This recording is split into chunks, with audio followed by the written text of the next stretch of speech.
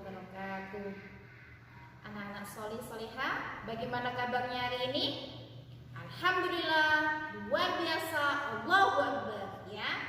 Alhamdulillah, Ustazah doakan teman-teman semuanya di rumah masing-masing sehat, kemudian tetap semangat untuk belajar dari rumah ya.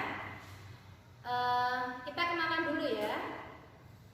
Ustazah namanya Ustazah Rahma, insya Allah akan menjelaskan pelajaran PAI untuk bab yang kedua. Sudah tahu ya semuanya bab yang akan kita pelajari hari ini tentang adab berpakaian dan juga berhias. Anak-anakku semuanya, insya Allah kalian sudah tahu ya bagaimana kita sebagai seorang wanita, sebagai seorang laki-laki harus menjaga, kemudian harus menutup aurat kita, kemudian batas-batas mana yang harus kita tutup. Insya Allah sudah sering diingatkan oleh ustaz-ustazah ketika di sekolah.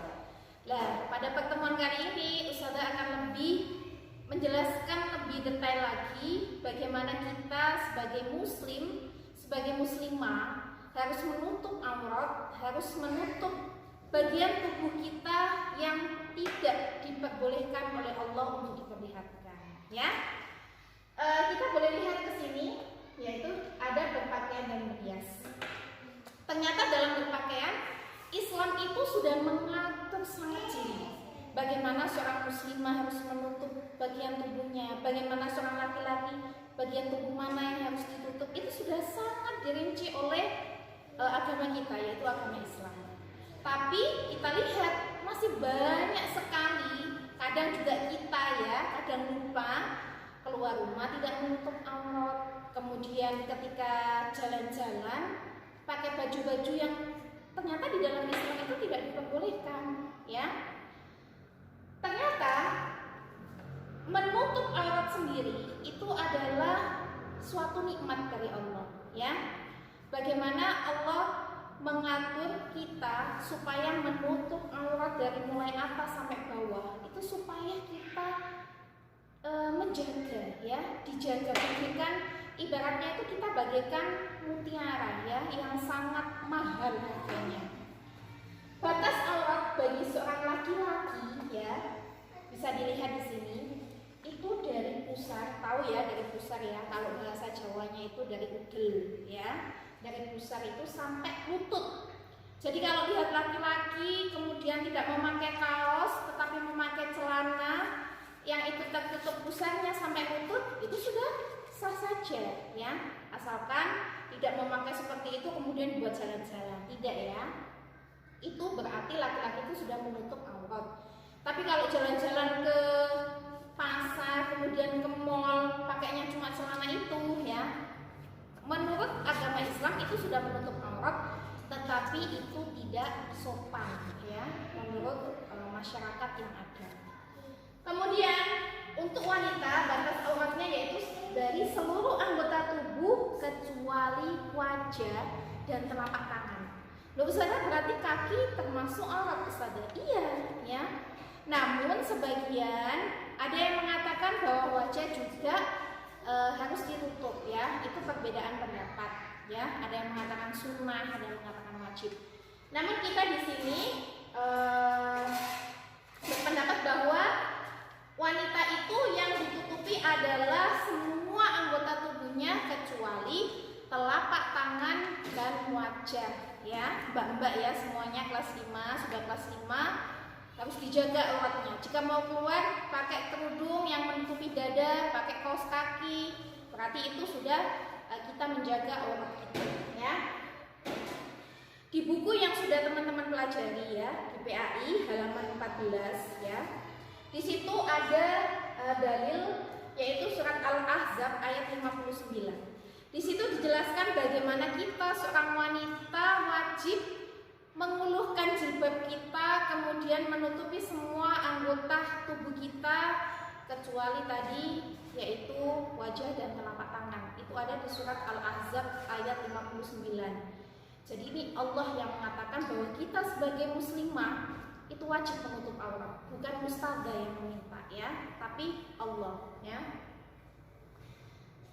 Anak-anakku semuanya, ternyata ada ketentuan-ketentuan yang wajib kita patuhi dalam menutup aurat itu. Pertama, untuk laki-laki dulu ya, Ustazah jelaskan ya. Untuk laki-laki yang pertama adalah ketentuan berpakaian itu menutup aurat yang seperti Ustazah jelaskan tadi, dari pusar sampai lutut. Lah, bagi laki-laki maupun wanita yang tidak menutup aurat disebut berpakaian jahiliyah, ya, berpakaian jahiliyah.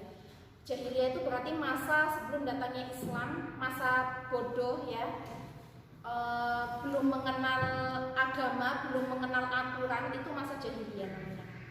Yang kedua, tidak boleh menyerupai orang kafir, ya. Man tasyabbaha biqaumin fahuwa minhum. Barang siapa yang menyerupai orang kafir maka dia itu sudah termasuk ke dalamnya. Misalnya mencintai band-band Korea, mencontoh pakaian-pakaian mereka, kemudian laki-laki berpakaian seperti wanita, ini sudah menyerupai pakaian-pakaian orang kafir. Dan ini dikatakan oleh Nabi bahwa mereka itu sama seperti mereka dan akan dikumpul nanti di neraka kecuali mereka yang sudah bertaubat. Yang ketiga adalah tidak boleh menyerupai pakaian wanita. Tadi juga ya yang sudah Ustazah sebutkan, masa akhir zaman saat ini banyak sekali laki-laki itu yang memakai pakaian menyerupai wanita, ya, memakai pakaian-pakaian yang seksi, kemudian memakai lipstik, kemudian berdandan seperti hanya wanita. Nah, ini banyak sekali kita jumpai di akhir zaman ini laki-laki yang seperti itu. Ini sudah tidak diperbolehkan dalam agama Islam, laki-laki itu memakai pakaian seperti wanita. Yang keempat, tidak memakai pakaian dan perhiasan yang terbuat dari emas dan sutra, ya. Jadi laki-laki itu tidak boleh memakai perhiasan emas.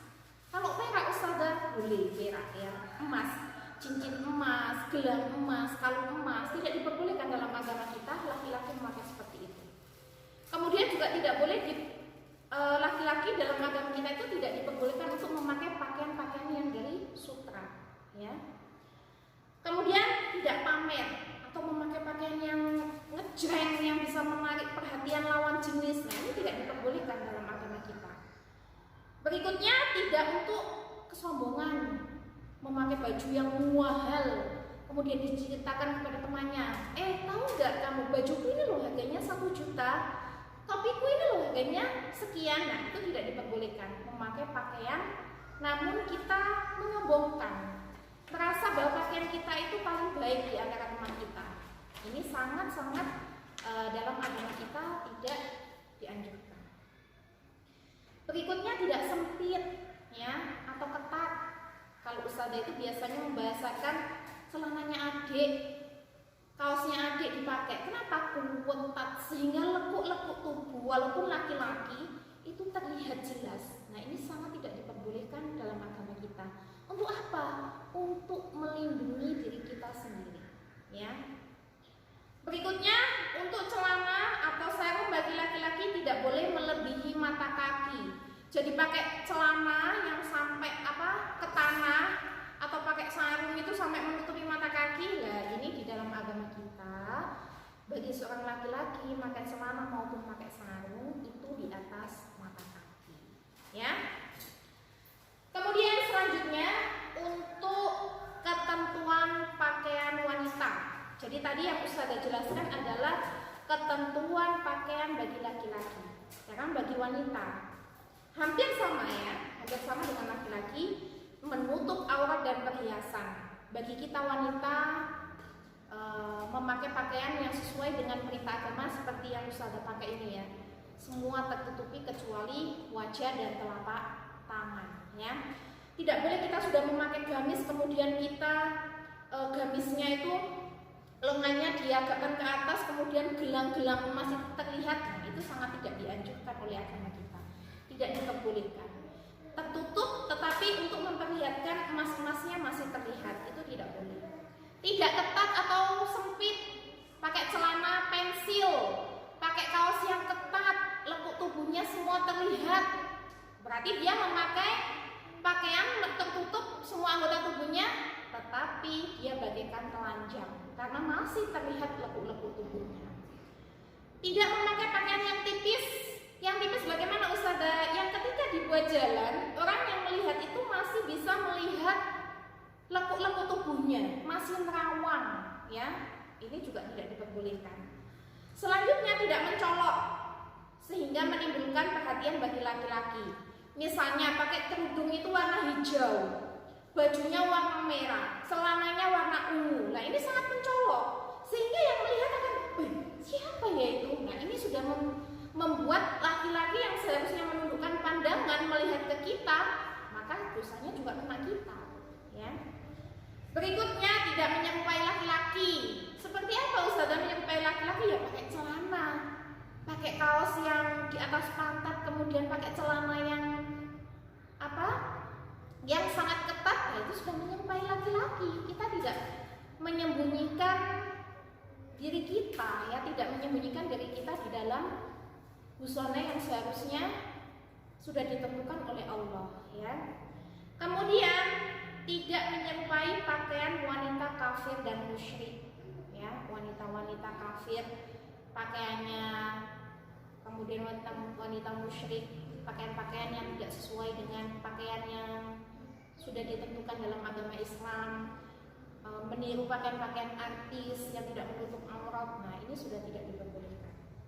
Tidak untuk pamer, tidak untuk kesombongan, dan juga tidak memakai wangian yang tidak kita mau pergi misalnya pakai wangian yang sampai kita sudah berjalan 1 meter itu wanginya itu masih tertinggal di belakang. Nah, ini sangat mengundang ketika ada laki-laki lewat itu mencari baunya siapa ya ini, sehingga laki-laki yang seharusnya menundukkan pandangan akan tergoda oleh wangi-wangian yang kita pakai, ya. Tapi tidak boleh juga kemudian kita beranggapan tidak boleh pakai wangian, kita nggak pakai sabun, kita nggak pakai yang bagaimana untuk menghilangkan bau keringat kita, tidak seperti itu ya teman-teman. Tapi yang dimaksud adalah parfum yang baunya sangat mencolok, gitu ya.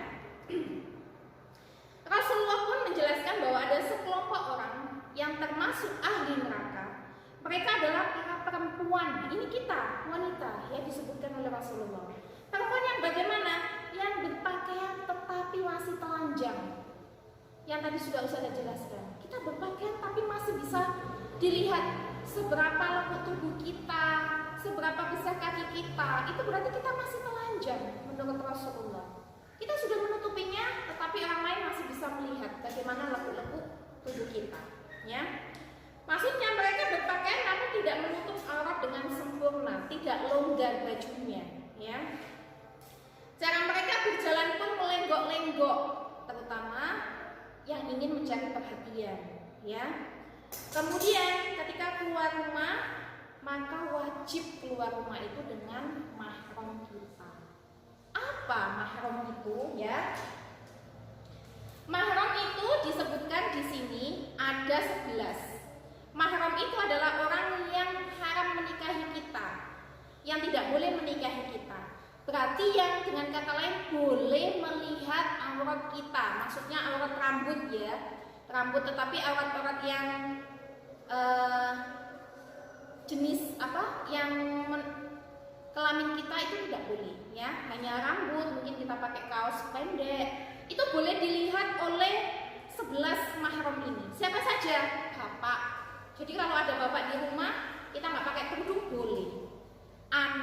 Anak kita, ya, saudara laki-laki kita, paman kita yang dari bapak, paman kita yang dari ibu. Paman itu om, ya, saudaranya bapak atau saudaranya ibu boleh. Keponakan kita, keponakan itu adalah anak dari saudara kandung kita, itu namanya keponakan. Jadi anak yang dari saudara kandung saja yang boleh.